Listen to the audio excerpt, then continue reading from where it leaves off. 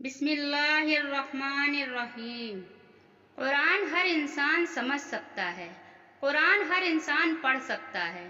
قرآن کے معجزے ایسے ہوتے ہیں جب آپ کو روزمرہ کی زندگی میں آنے والی مشکلات سے لڑنے کی قوت دیتے ہیں۔ آپ اگر زندگی کی کسی ڈارک فیز میں کھڑے ہیں تو قرآن آپ کو اس ڈارک فیز سے نکلنے کے لیے آپ کو روشنی کا راستہ دکھائے گا۔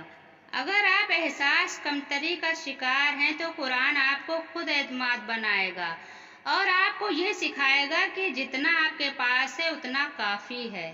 اگر آپ کوئی گناہ نہیں چھوڑ پا رہے ہیں اور بار بار وہی گناہ آپ سے سرزد ہو جا رہا ہے تو قرآن آپ کو اس گناہ کو چھوڑنے کی ٹپس بتائے گا۔ اگر آپ کو لوگوں سے اور دنیا سے ڈر لگتا ہے تو قرآن آپ کو نڈر بنائے گا۔ اگر آپ کو وسوسے ستاتے ہیں تو قرآن آپ کو توکل رکھنا سکھائے گا۔ اگر آپ کی ماضی الجھنیں اور مستقبل کی فکر خوفزدہ کرتی ہیں تو قرآن آپ کو ان لوگوں کی الجھنوں اور خوف سے رہا کرائے گا۔ اللہ ہم سب سے بہت محبت کرتا ہے، اس لیے اللہ نے اپنی کتاب میں ہماری ہر پریشانی کا جواب چھپا دیا ہے۔ آپ کا نماز میں دل نہیں لگتا یا ذکر و اذکار مشکل لگتے ہیں تو اس سب کا حل بھی قرآن میں موجود ہے، تو پھر دیر کس بات کی ہے؟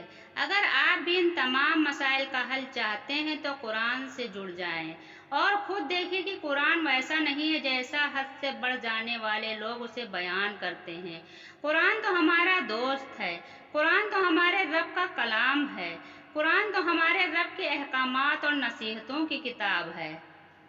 اللہ نے قرآن میں بڑے افسوس کے ساتھ فرمایا ہے کہ انسان بڑا ناشکرا ہے، یعنی اگر اسے کچھ نہ ملے تب بھی وہ شکوہ کرتا ہے اور اگر اسے سب کچھ مل جائے تب بھی وہ اس کی قدردانی نہیں کرتا۔ ہم بہت بد نصیب لوگ ہیں۔ ہم خوش ہونے کے لیے بڑے بڑے لمحوں کا انتظار کرتے ہیں اور اس دوران ہم خوشیوں کے کتنے چھوٹے چھوٹے لمحے گنوا دیتے ہیں، ہمیں خود بھی اندازہ نہیں ہوتا۔ اللہ قرآن میں فرماتا ہے کہ تم شکر ادا کرو گے تو میں تمہیں زیادہ دوں گا۔ کتنا مشکل ہے یہ کام۔ کیا آپ کو وہ نعمتیں نظر نہیں آتی جو اللہ نے آپ کو آپ کی اوقات سے زیادہ دے رکھی ہیں؟ پتہ ہے، نعمتیں پانا آسان ہوتا ہے لیکن ان نعمتوں کو سنبھال کے رکھنا بڑا مشکل۔ تو آپ اپنی نعمتوں کو سنبھال لیں، آپ شکر کی عادت ڈال لیں۔